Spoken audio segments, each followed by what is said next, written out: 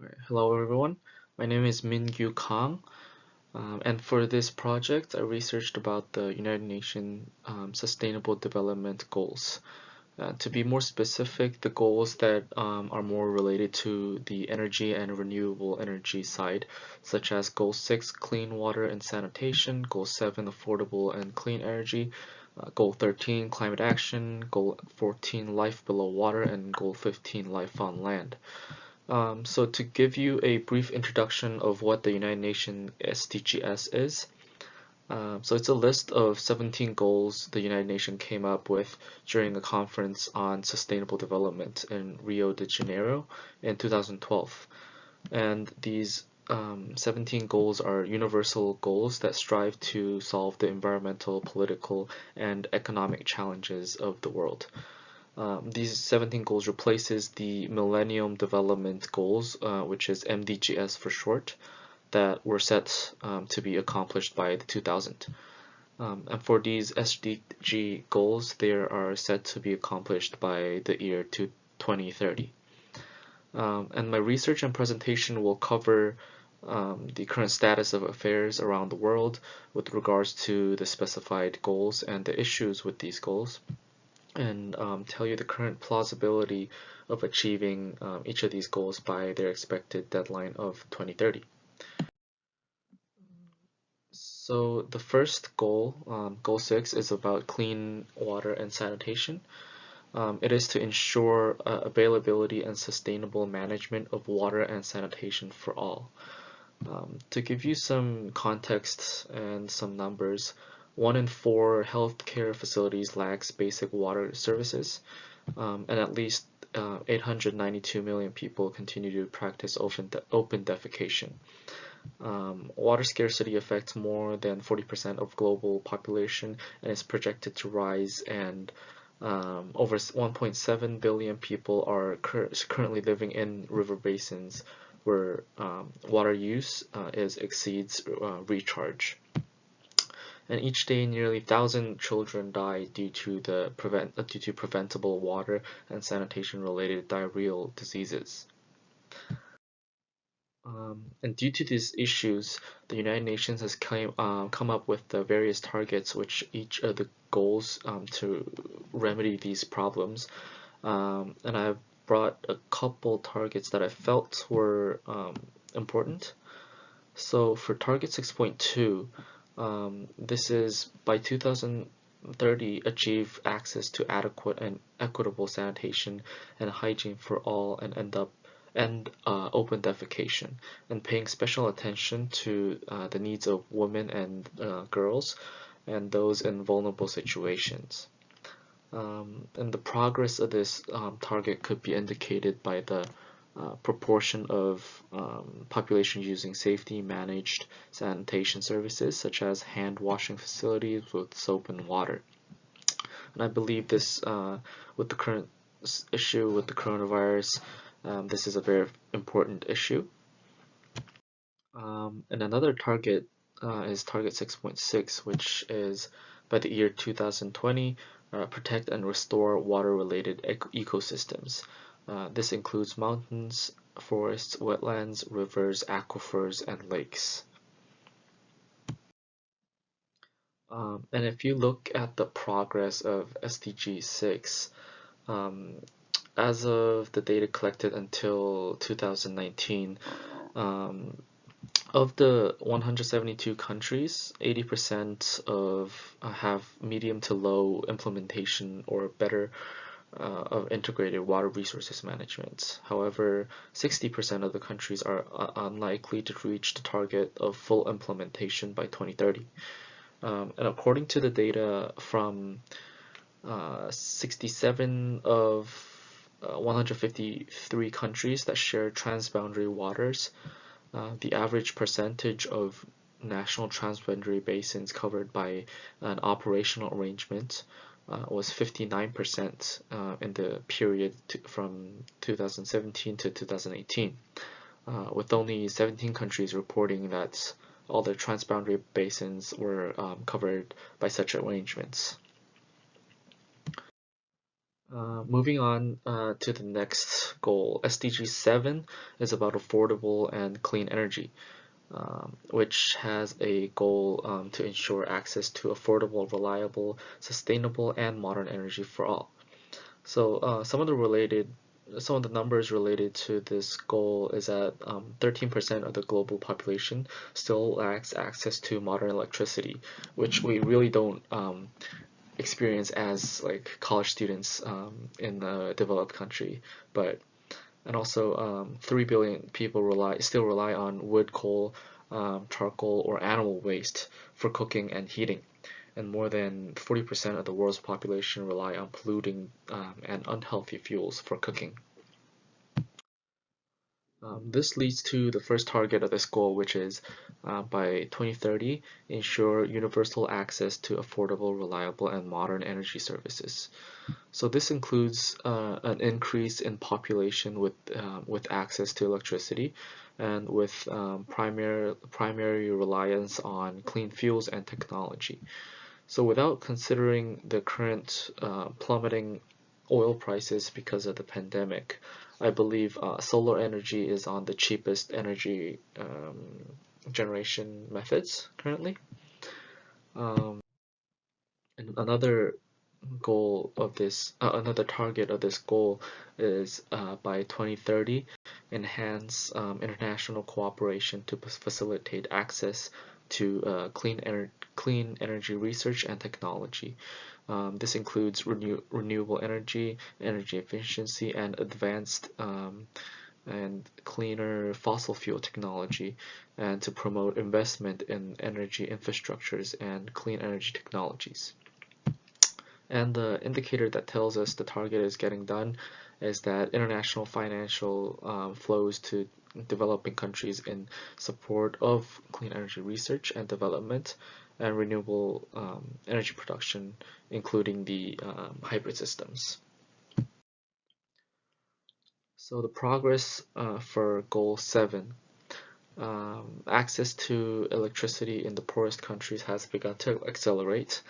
Energy efficiency continues to improve, and the renewable energy is making gains in the electricity sector.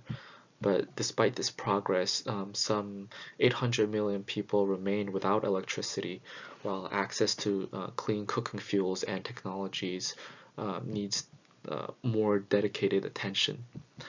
And also, if this goal is to be met by 2030, much higher level of ambition are required with regards to renewable energy, including transportation and heating.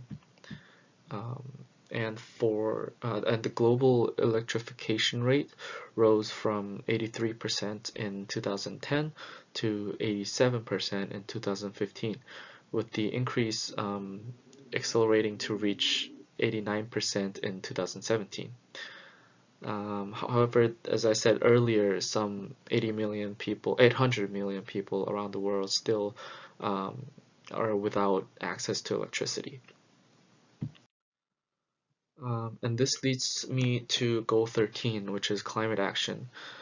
This goal is to take urgent action to combat climate change and its impacts.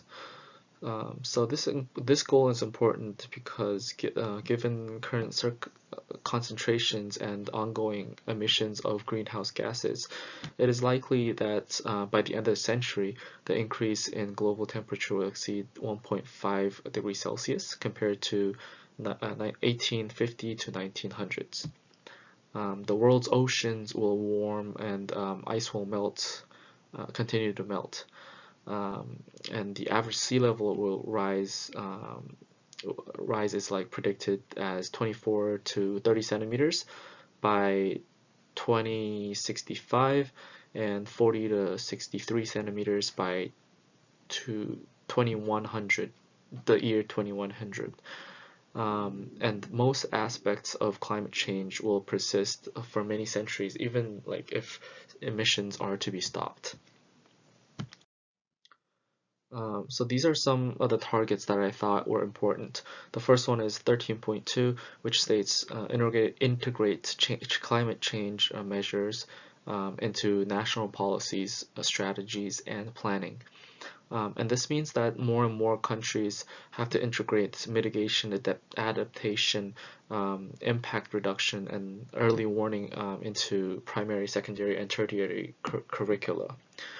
And also for target 13.3, which I think is one that I feel is the most important, is regarding education.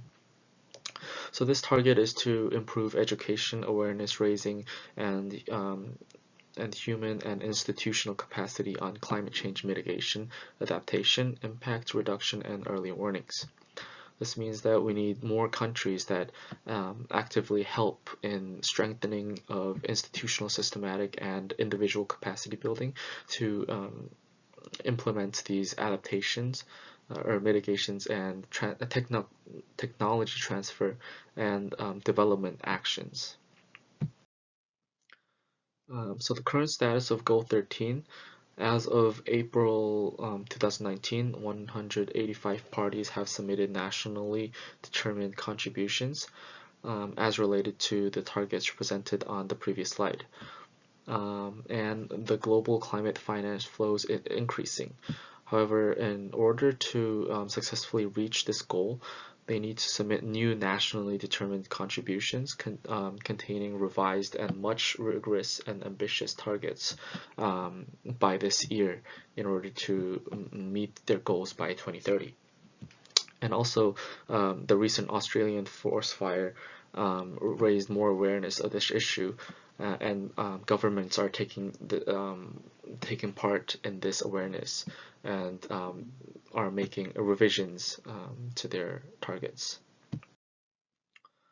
So for the next two goals, which are goal 14 and 15 of life below water and life on land, I decided to combine them together because I think they go hand in hand. So for goal 14, life below water, this goal is to conserve and sustainably use the oceans, seas, and marine resources for sustainable development. And for goal 15, life on land, it is to protect, restore, and promote sustainable use of terrestrial ecosystems, sustainably manage forests, combat these desertification, and halt and reverse land degradation and halt biodiversity losses. So as much as 40% of the ocean is heavily affected by pollution, depleted fisheries, loss of coastal habitats, and other human activities. And with that, the ocean absorbs about 30% of carbon dioxide produced by humans, which buffers the impacts of global warming. And 2.6 billion people depend directly on agriculture for a living, and the value of ecosystems to human livelihoods and well-being is represented 125 trillion US dollars per year. So for some of the quickly advancing targets, we have by 2025, prevent and significantly reduce marine pollution of all kinds, in particular from land-based activities, including the marine debris and nutrient pollution. And also by 2020, sustainably manage and protect marine coastal ecosystems to avoid significant adverse impacts, including by strengthening their resilience and take actions for their restoration in order to achieve healthy and productive oceans. And this will be shown through the increase in national exclusive economic zones managed using ecosystem-based approaches.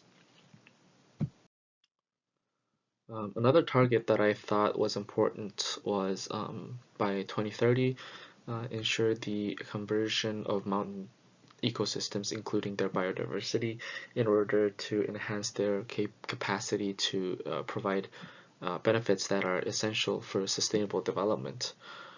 This needs to be done by increasing coverage by protected areas of important sites for mountain biodiversity, which is measured by the index called Mountain Green Cover Index. And also by 2020, introduce measures to prevent the introduction and significantly reduce the impacts of invasive alien species on land and water ecosystems, and control or eradicate the priority species. And to achieve this, more countries need to adopt relevant national legislations and adequately resource the prevention or control of invasive alien species. And as for the progress of these two goals, to achieve sustainable development of fisheries, fish stocks must be maintained at a biologically sustainable level. And analyses reveal that the fraction of the world marine fish stocks that are within biologically sustainable levels, which declined from 90% in 1974 to 66.9% in 2015. And as of December 2018, over 24 million square kilometers, which is 17.2% of waters under national jurisdiction, which means up to 200 nautical miles from any national national borders, or covered by protected areas. This is significantly increased from 12% in 2015 and more than double the extent covered in 2010. And the global mean percentage of each marine key biodiversity area covered by protected areas increased from 31.2% in 2000 to 44.7% in 2015 and to 45.7% in 2018. And also, healthy mountain ecosystems are fundamental to ensuring the provision of the ecosystem services to upland communities as well as lowland peoples. And for this, as of 2017, 76% of the world's mountain areas were covered by a form of green coverage, which means 41% by forests, 29% by grasslands or shrubland, and also 6% by croplands. So what does this mean, or what does this all mean with only 10 years left to accomplish not only the 5 goals presented today, but like with all 17 goals of the UN SDGs? So I believe that a lot of the goals are making progress, but there still needs to a lot more work as individuals and as countries and governments to work together and achieve these goals of sustainability. If the progress rate was to stay the same as now or even decline, there's no way to meet any of these goals by 2030. So organizations and governments need to put out more rigorous plans to get one step closer to achieving this goal, and set short-term goals also, so that they can see they can set new goals if their short-term goals don't meet their standards. And just like when the Millennium Development Goals, or MDGs, was implemented into the Sustainable Development Goals, or SDGs, in the year 2012. Once the year 2030 hits, United Nations would have to come up with new goals, more rigorous, in order to maintain and better conserve the progress that we already made up until now and make it better. Thank you.